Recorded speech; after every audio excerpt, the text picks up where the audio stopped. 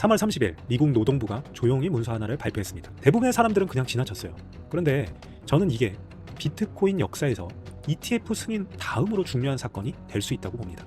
미국 퇴직연금 401k 시장에 비트코인이 들어올 수 있는 법적 통로가 생긴 거예요. 어마어마한 거죠. 자, 그러면 이 규모가 얼마냐고요? 미국의 퇴직연금 무려 49조 달러나 됩니다. 우리 돈으로 하면 6천조 원이 넘어요. 자, 그런데 오늘 이 뉴스의 불편한 진실도 함께 말씀드리도록 하겠습니다. 자, 이 영상을 끝까지 보시면 방향은 맞는데 속도가 왜 느린지 이해하게 되실 겁니다. 자, 그럼 시작합니다. 자, 여기서 충격적인 사실 하나를 말씀드려야 됩니다. 자, 비트코인을 401k, 401k에 넣는 것은 원래부터 불법이 아니었어요. 에리사 1974년에 만들어진 법인데요.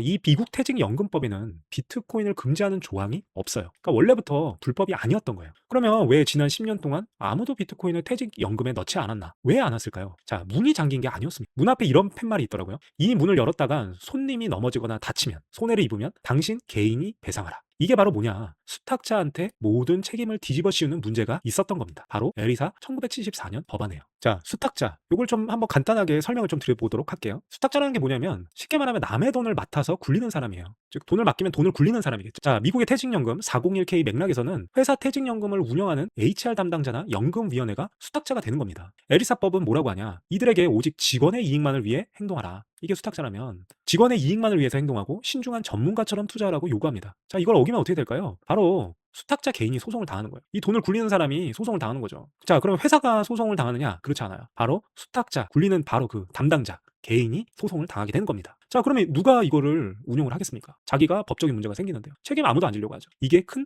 딜레마였던 겁니다. 자, 이 상황에서 한번 HR 팀장, 수탁자가 401k의 비트코인 펀드를 넣었다고 한번 해봅시다. 펀드 자금을요. 비트코인에요. 자, 비트코인이 30% 떨어지면 어떻게 되죠? 직원들이 바로 이 팀장, 개인을 고소하게 되는 거죠. 자, 2016년 이후 500건 이상의 수수료 소송이 제기됐고 10억 달러 이상이 합의금으로 지급이 됐어요. 이게 지난 10년간 비트코인 앞에 처진 수탁자 지뢰밭의 정체라고 볼 수 있겠습니다. 자, 바이든 행정부가 2022년도에 기름을 덧붙죠. 노동부 가이던스 내용은 바로 이겁니다. 수탁자들은 퇴직연금에 암호화폐를 포함시키기 전에 극도의 주의를 기울여야 한다. 자, 이건 사실상 넣지 말라라는 공식 신호 아닌가요? 지뢰밭에 경고 펜스까지 쳐놓은 셈이죠. 누가요? 바이든 행정부가요. 그런데 2025년 5월 트럼프 행정부가 이 가이던스를 즉시 폐기합니다. 그리고 8월 7일 행정명령 2514330에 서명을 하게 되죠. 제목이 뭔가요?